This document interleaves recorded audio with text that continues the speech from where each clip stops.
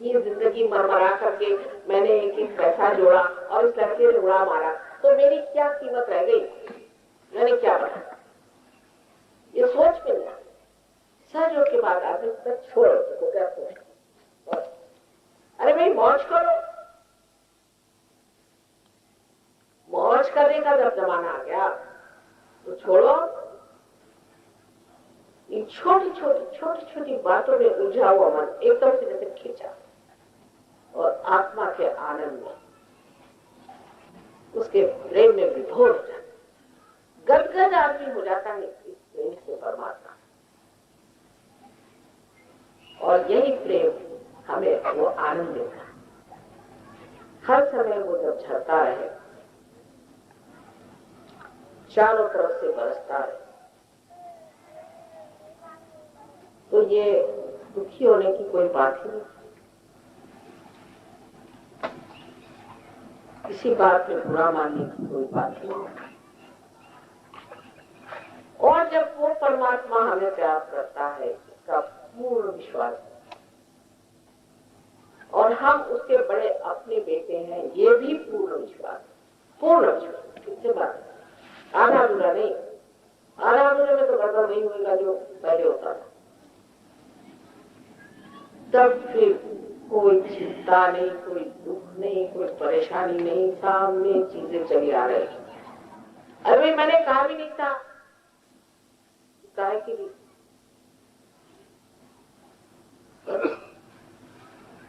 काम होते जाएगा, आप हैरान हो जाएंगे कि सब हुआ। मैंने तो भगवान से कहा भी नहीं, मैंने तो मांगा भी नहीं, मेरे मन में इच्छा तक नहीं उठी, उससे पहले ही परमात्मा ने बात कर। और बाद में समझ में आएगा कि इस वक्त इस चीज की जरूरत थी, मेरे ख्याल में बातें हैं और उसके ख्याल में आ गई। इतनी बारीक बारीक चीजों को वो जानते कैसे? उनके प्यार के कान जो है वो चैतन्य बन के चारों तरफ छाए हैं, जो हर चीज को जानते हैं, सोचते हैं और समझते हैं, और परमात्मा के प्यार को समझ के उसी के अनुसार कार्य करते हैं। ऐसी भी कोई चीज आपने सुनी है, ऐसी भी कोई शक्ति तुमने सुनी है कि जो जानते हैं कि किस तरह से काम करें? क्या ये सृष्टि परमात्मा ने अपने प्यार की चारों तरफ रची हुई है, जिसे हम परम चैतन्य कहते हैं। कभी कभी कहने में ऐसा लगता है कि परम चैतन्य माने कोई न कोई बड़ा जैसे साधु बाबा डटा लेके बैठा हो, या कुछ ऐसी बात कोई लोगों का था। परम चैतन्य, इसका कोई प्यारा सा नाम है, इसे उत्तम भरा प्रज्ञा कहा है। उत्तम भरा प्रज्ञा, जिसके कारण, जिस शक्ति के कारण सारे ऋतु बदल, इसलिए इसका नाम उत्तम भरा प्रज्ञा। प्र माने प्रकाशित, चेतित, या माने क्या? ये जो सारे रंग बिरंगे फूल खिलते हैं, आज एक खिले तो कल वो खिले, तो कल वो नजर आ रहा है, तो परसों वो नजर आ रहा है। ये जो सारे कार्य, आकाश में बादल बदल रहे हैं, उसमें रंग बिरंग चल रहे हैं, एक से एक मनोरम दृश्य रोज जो दिखाई देते हैं। इंसान के प्यार की भी जो बड़ी मनोरम छटाएं रोज दिखाई देती हैं, और जब उनका प्यार देखता है तो बड़ा ही सुहावना सा समय चारों तरफ जो घटित होता है, वो रितंभरा तक।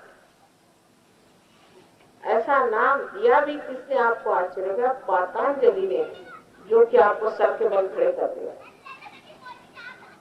अंत में उन्होंने ये बड़ा मधुर सा नाम दे दिया ना, आह्लाददायक नाम दे दिया, रितंभरा। वही ये परम चैतन्य, यही ये ब्रह्म चैतन्य।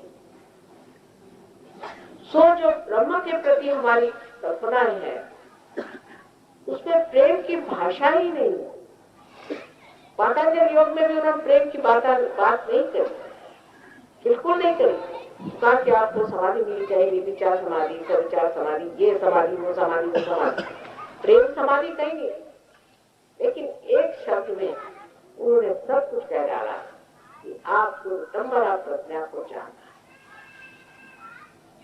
एक ही शब्द में उन्होंने उस बात को इस तरह से गोपनीय तरीके से मिठास के साथ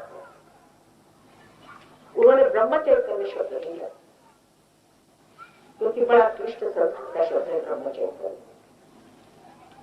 और पता नहीं वह क्या सोचा, लेकिन ये चीज की जिससे सारी ऋतु बदल, ये कौन सी शक्ति है जो ऋतु बदलती है? हम लोग सोचते भी नहीं इस चीज।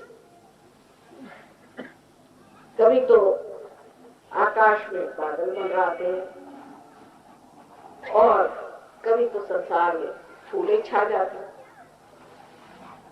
और कभी एकदम से टहनियां ऐसी दिखाई देती है आकाश पर जैसे कि कोई बड़ा चित्र सा बन रहा है आकाश, जबकि सारे पत्ते हिल जाते। इतना ही नहीं है, जब पत्ते न झड़े तो इस पृथ्वी तत्व को नाइट्रोजन कैसे मिलेगी? इसलिए वो झड़ना ही चाहिए। और दूसरा ये कि सूर्य की किरण भी पहुंचनी चाहिए, इसलिए पत्तियां झड़ जाती हैं। और सब चीज के लिए ये जो सृष्टि है समर्पित है, इस विडंबना प्रज्ञा पर पूर्णतया समर्पित है। भाई तुझे जो करना है, पेड़ के पत्ते झड़ना होगा, फिर उस पर पत्ते आना आ जाए, उसमें फूल लगने लग जाए, उसमें फल लगने लग जाए। फूल है उसको तोड़ना तोड़ लो, उस फूल को कोई नाराजगी नहीं, आपको सुगंध देते रहेंगे और जिस वक्त खत्म होना हो।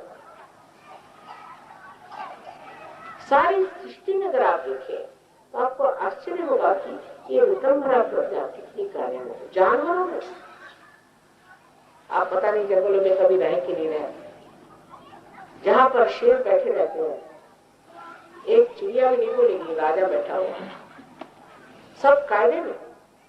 जहां शांति आप पाए समझ लीजिए कि शेर साहब बैठे। अच्छा, शेर भी ऐसे शानदार कि रोज वो किसी जानवर को नहीं मारते, 15 दिन में, एक महीने में एक जानवर मारे और बड़े शान से जानवर मारेंगे, उसको छोड़ देंगे वहीं पर जब तक उसका खून न निकले। जब उसका खून निकल जाए तब तक उसको कोई चिड़िया या चूटी भी नहीं खाई। उसके बाद आकर के वो शेर जो कुछ खाना है खा लेगा, बाद में छोड़। फिर उसमें भी पहले शेर के बच्चे खाएंगे, फिर और जो कुछ भी जानवर है एक के बाद एक, आखिर में तो वे फिर चीज कायदे से अपनी सब मर्यादाओं में सब कायदे से।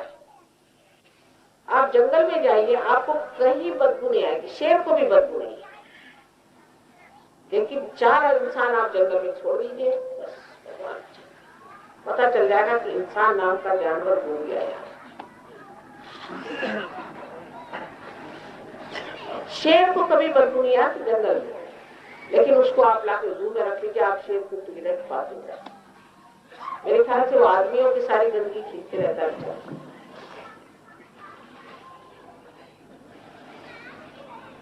सो सारी सृष्टि इस परमात्मा के पास में, इसलिए उसे पशु कहते बंधी नहीं, आराम से चल रही। पर इसे ये ज्ञान नहीं है कि हम परमात्मा के पास में बंधे। उसके बाद आपको सारी स्वतंत्रता है, चाहे आप ठीक हो जाए चाहे बुरे हो जाए, जो करना है। क्योंकि स्वतंत्रता इसलिए दी गई कि जो बड़ी स्वतंत्रता बाद में आपको मिलने वाली उसे आप समझते हैं। उस स्वतंत्रता को समझने के लिए छोटी सी स्वतंत्रता आप इसको आप पहले समझ, उसके बाद आपको बड़ी स्वतंत्रता मिल सकती। पर यह स्वतंत्रता बाद में आप उसी तरह से खो देते हैं जैसे सृष्टि ने खो दी है कि परमात्मा के पास में आप आते हैं, पर जानते हुए कि ये परमात्मा का पास है। और वो जो सुख की संवेदना और आराम जैसे कि कोई माँ के आंचल में छिपा हुआ बच्चा हो, इसी तरह हर समय लगता है। जानकारी के बाद समर्पण होता है, और जो समर्पण जानकारी के बाद होता है वही उस दशा में पहुंचा देता है जिसे हम कहते हैं प्रेममय हो, प्रेम में हो। आज की विशेष बात, मैंने कहा कि नोएडा को लोगों के लिए बहुत प्रेम है मन में, और जब भी यहाँ आना चाहती हूँ मैं सोचती हूँ बिल्कुल समय से पहुंचा, समय से तैयार होकर निकले भी तो रास्ते में गड़बड़ होगी, तो कशिश बहुत ज्यादा आपको भी और हमें भी। वो कशिश भी एक चीज ऐसी है कि उस प्यार को बांध की जाए, उसकी भी जरूरत। जिनको प्यार ही नहीं वो उनके चले गए होंगे, कोई गए भी नहीं होंगे, यहाँ पे ऐसे लोग हैं नहीं, उसमें पहचान हो जाती कौन चले गए कौन रह गए।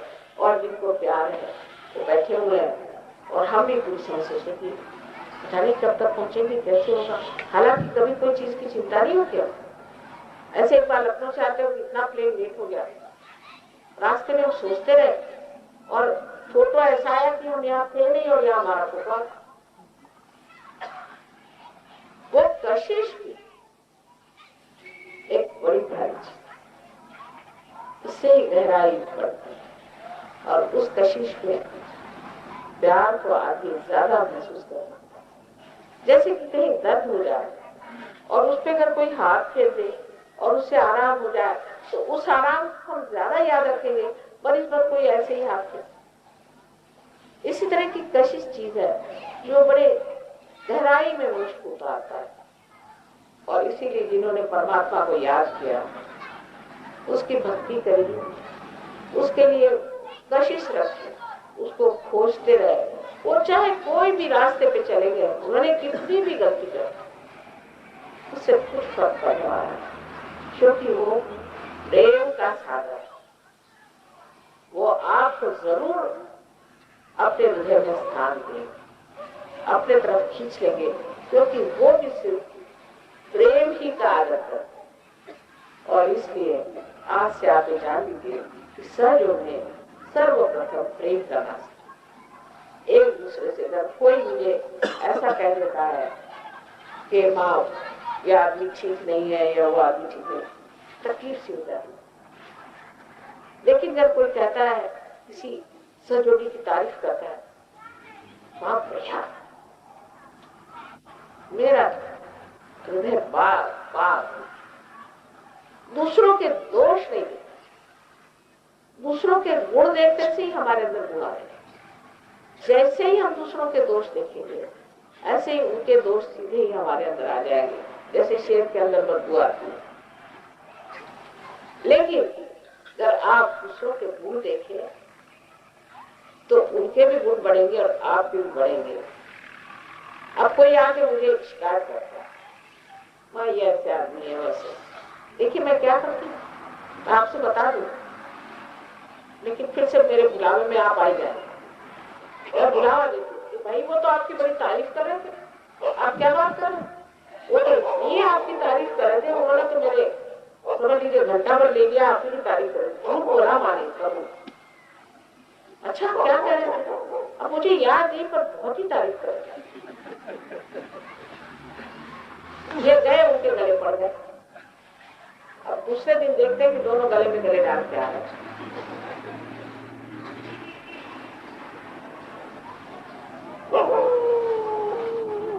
तो कुछ अपनी समझ में प्यार को भरना, अपनी दृष्टि में प्यार को भरना, अपने जीवन में प्यार भरना। किसी को प्यार करना भी तो बड़ी शक्तिशाली चीज है, और ये शक्ति जो है ये जुटानी नहीं पड़ती, अंदर ही से बहती। और इस प्यार की जो अनंत अनंत आशीर्वाद शक्तियां हैं, उसको आप समझ नहीं पाए। बहुत समय हो गया है वो भी एक कहानी आपको बतानी है, उसके बाद निकलेंगे। उस वक्त ये 47 का मामला हुआ। अभी लाहौर में पढ़ते थे तो हमारी भी पढ़ाई लिखाई छूट गई और हमारी शादी हो गई। उस वक्त 3 लोग बाहर बैठे हम मीटिंग कर रहे थे और आए और हमसे कहने लगे कि हम रेफ्यूजीज हैं, हमारे पास कोई जगह नहीं, आपके पास एक कमरा हो तो देखिए। मैंने उनकी ओर देखा, भले लोग लगे, हमने जान लिया ठीक है। हमने कहा ठीक है, हमारा कमरा है बाहर की तरफ में, उस पर आप रह लीजिए। अब इतना बड़ा घर था और हम यहाँ भी और हमारे भाई साहब आ रहे थे। तो जब ये लोग शाम को आए लगे चिल्लाने, न देखा न आओ न ताओ न बाप न बहन, और लगा दिया अपने यहाँ रख दिया, ये कौन लोग आए पता नहीं, रेफ्यूजी बन के आए हैं। अरे मैंने कहा क्यों बिगड़ते हो, बाहर कमरा है, क्या तुम्हारा खोने का है, तुम्हारे पास है क्या, मिल जाएगा, ऐसे क्यों करते हो। बहुत तीनों लेक्चर दिया, वो भी तीनों सहम के सुन रहे थे। लेकिन ये था कि मेरे आगे तो बोल नहीं सकते थे ज्यादा। मैंने कहा कि मैंने तो तय कर लिया इनको यहाँ रखना है बिना बाप उठा, और घबरा रहे, ये तो मानने वाली नहीं। उसके बाद उसमें से एक था बेचारा वो मुसलमान, तो कुछ लोग उसके पीछे पड़ गए। उस जमाने सिख लोग कुछ मुसलमानों पीछे पड़े थे, सही भी था क्योंकि उस वक्त बहुत गड़बड़ियां हो गई। तो वो आए और खड़े हो गए और पहले यहाँ एक मुसलमान रहता है और उसका ये है। मैंने कहा देखिए मेरे सिंदूर लगाया ना, हाँ मैं आपसे बता रही हूँ, सीधे से सुनिए, यहाँ कोई नहीं रहता है, आप बीमारी से चलिए, छुरा उड़ा लेके आए, चलिए। अब यही महाशय कौन है, तो शाही विज्ञानी। ये लोग 2 महीने वहां रहे, उसके बाद चले। और वो जो देवी जी थी वो आपकी एक एक्ट्रेस है, क्या नाम है, अचला से नामी भी है। उसके बाद आप देखिए कि एक छोटी सी चीज हमें कोई नहीं, उस पर खर्चा हुआ नहीं, कुछ नहीं, वो आके बेचारे रह गए, ऐसे कमरे खाली पड़े थे। कोई ऐसी खास चीज मैंने नहीं की थी उनके लिए कि मैंने कभी उनको बेचारों को खाना पीना भी नहीं दिया, कुछ इसलिए उनको इतना मेरा उपकार लगा। बहुत दिन बाद फिर लोगों ने सोचा कि एक फिल्म सोसाइटी बनाई जाए यंग लोगों के लिए। मैंने कहा चलो, उसमें मुझे भी वाइस चेयर में जबरदस्ती लगा दिया। मैंने कहा चलो, तो पहले अर्चना सचदेव को माँ बनना है। मैंने कहा खबरदार मेरा नाम ही बताना। उसको से मैं जाकर कभी मिली नहीं, उसके बाद तो मिली नहीं, मेरा नाम ही बताने का। कहना क्यों, मैंने नहीं कहा, मैं कहती हूँ उससे उनको बताना नहीं मेरा नाम, आप कर दीजिए जो करना। जब पहुंचे तो अर्चना सचदेव ने कहा मैं तैयार तो हूँ, पर मुझे साड़ी चाहिए, मुझे ये चाहिए, मुझे वो चाहिए, इतना रुपये। वहाँ तो चैरिटी है, सब दुनिया भर की बातें होकर बच्चा मुहूर्त में आई तो समझ गए कि माँ ने क्यों मना कर। जैसे वो आई, जैसे मुझे देखा, एकदम आकर मेरे पैर पकड़ के अरे कहीं जो कुछ भी कहा, सब कुछ कहा, सब लोग देख के आवाज। पहले इनको आप जानते नहीं क्या चीज है। उन्होंने फौरन कहा कहते अपने जाकर फोन किया घर पे, पति को बुलाया, शायद रुझानी को बुलवाया और मुझसे कहने लगी कि आपने बताया क्यों नहीं किया, आपकी सब चीज छी छी छी कर ले। मैंने कैसे करती काम, कैसे मैं नहीं करी, बहुत शर्म लगा। कह ले नहीं भाई देखो मैं तो करूंगी काम और मेरे तरफ से रुपया जो। ये चीज एक हुई थी 47 में और ये चीज हुई थी 57। आप इससे समझ लीजिए कि कोई भी भलाई, कोई भी अच्छाई कभी भी बेकार नहीं है। और मेरा तो यही अनुभव है, किसी के साथ आप प्रेम से कुछ करिए और उसको भूल जाए। हाँ अगर याद रखेंगे तो परेशानी हो सकती, पर भूल जाए। हो सकता है कि उस आदमी के साथ भलाई की वो इतनी खुली भी रूप न हो, लेकिन उससे फिर दूसरे को वो भलाई करे। मेरे तो यही अनुभव है और इसलिए मैं कहती हूँ कि कभी कभी होता है, दादा भी करते हैं, लोग कभी करते हैं। एक आदमी अभी भी आपको अपना प्यार जो है उसका मजा उठा, प्यार करने का मजा उठा दे।